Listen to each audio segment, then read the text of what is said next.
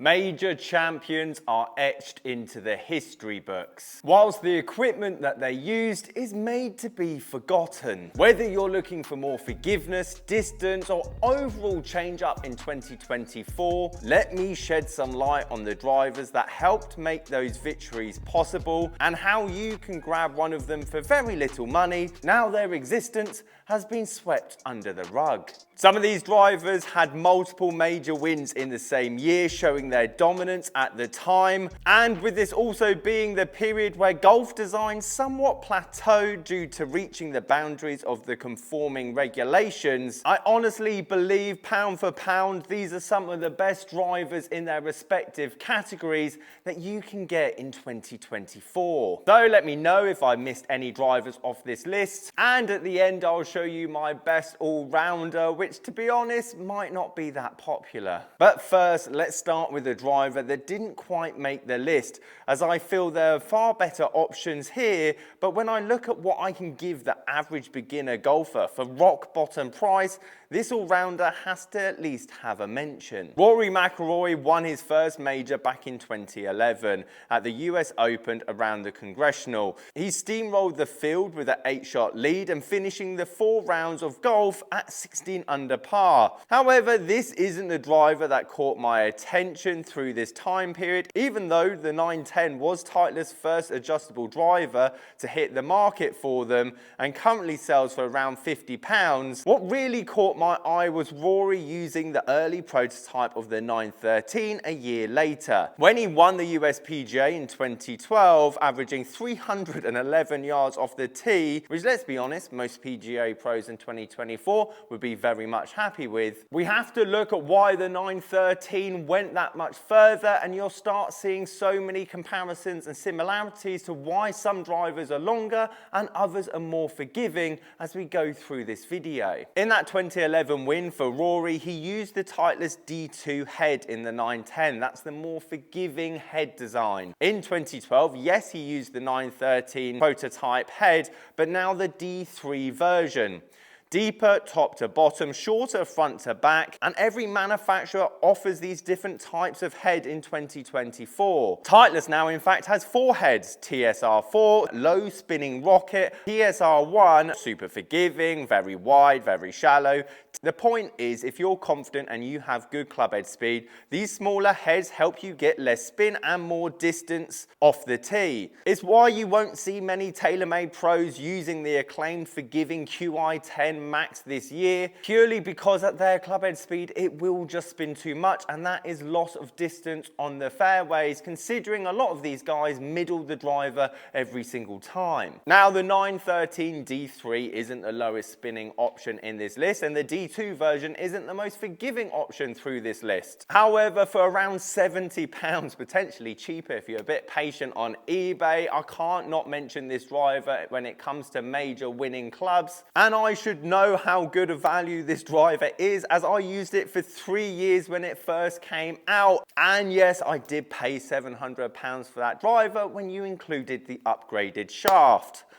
Everyone wants forgiveness in golf, and with 2024 being the year every manufacturer essentially has the same mission statement of getting the highest total MOI possible, let's take a look at a company that has well been doing it for years. The Masters is the jewel of the major calendar, and back in 2012, Bubba Watson won his first Masters with the Ping G25. But for me, this isn't the best Ping driver in the list, and 2 years later, Bubba won his second Masters tournament with the Ping G30. But with only 7 fairways found in the final round compared to Jordan Spieth's 10, no question was the 25 putts the bit that helped Bubba clinch the overall victory. But with positional play being the utmost importance around Augusta and not necessarily distance, I would have loved to know how many of those 7 fairways that Bubba actually found in the final round was 100% out the middle of the face. The wider the driver is heel to toe and the longer it is front to back, essentially gives you the most forgiveness in terms of the head moving on off-center hits. The downside of that is you will create lots of backspin if you have a fast club head speed. But for the majority of us that just wants forgiveness, Ping solved this years back, even though every manufacturer is trying to get on the same boat this year. Distance sold clubs back in the day, hence why so many driver heads, especially TaylorMade and Callaway, went for these deeper, shorter faces so a club fitter could get 1 out of 10 for the average golfer that went 15 yards further and somewhat would brush off the other 9 shots going all over the place. But in 2024, the public's a lot more educated. They know that they can't sell more distance, hence why we're now seeing this massive push for forgiveness. Jumping forward to 2016 for another forgiving installment that maybe sounds a bit better than the Ping G30.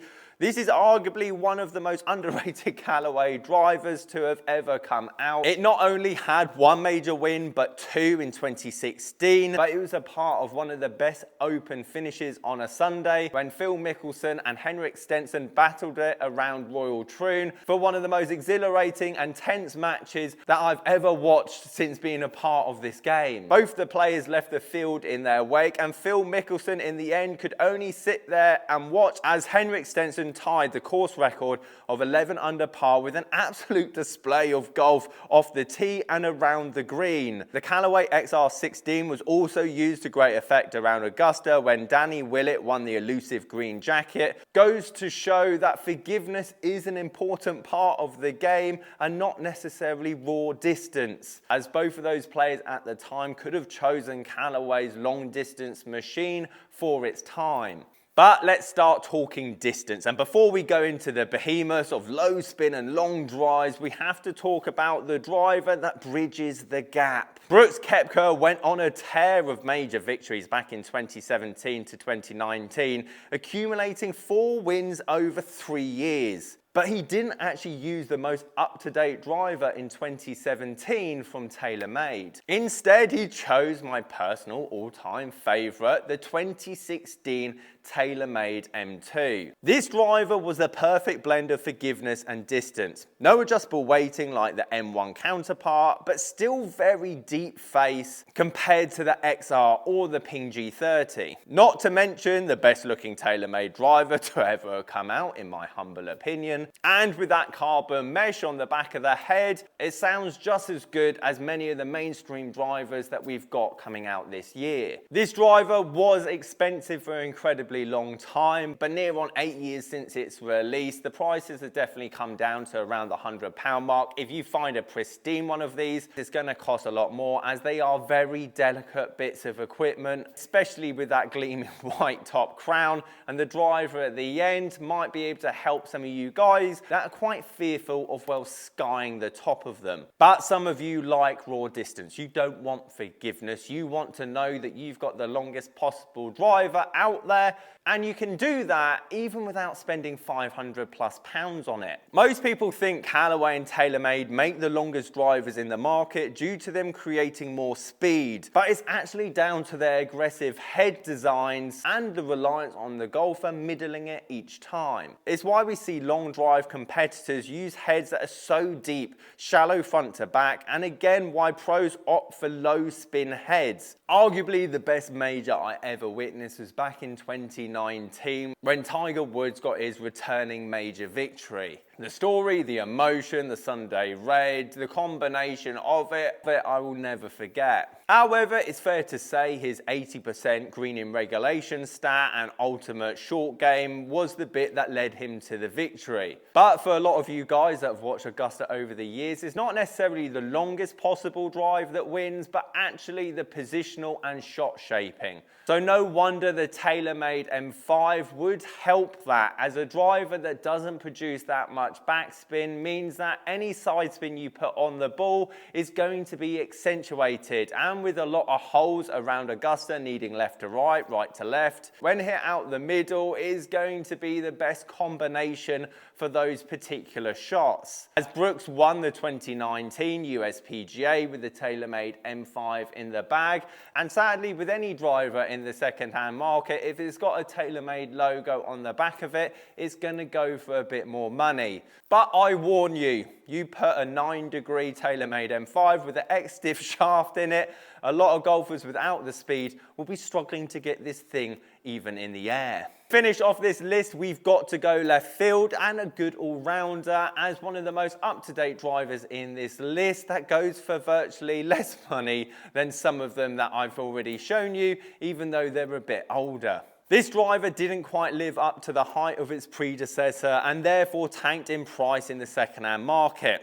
Very much giving the same vibes as the Rory McIlroy 913 all-rounder category, Bryson won the 2020 US Open with the Cobra Speed Zone, which for me is a great driver recommendation for any golfer, even though it wasn't that popular at the time. Not to mention, this head design is slightly more forgiving than the TaylorMade M2 that I suggested in this list, and with its CNC milled face that goes over the top of the crown, it means that you can sky this and not be worried about chipping the lovely paintwork on the top of the driver, which only scars you every time you then look down on that club on the next tee box. Looks, aesthetics, sound, the Cobra Speed Zone for me at this point, in terms of the major winning drivers that we've seen over the years, is pound for pound the best driver that I could recommend for a good majority of you watching this video. Catch you guys later.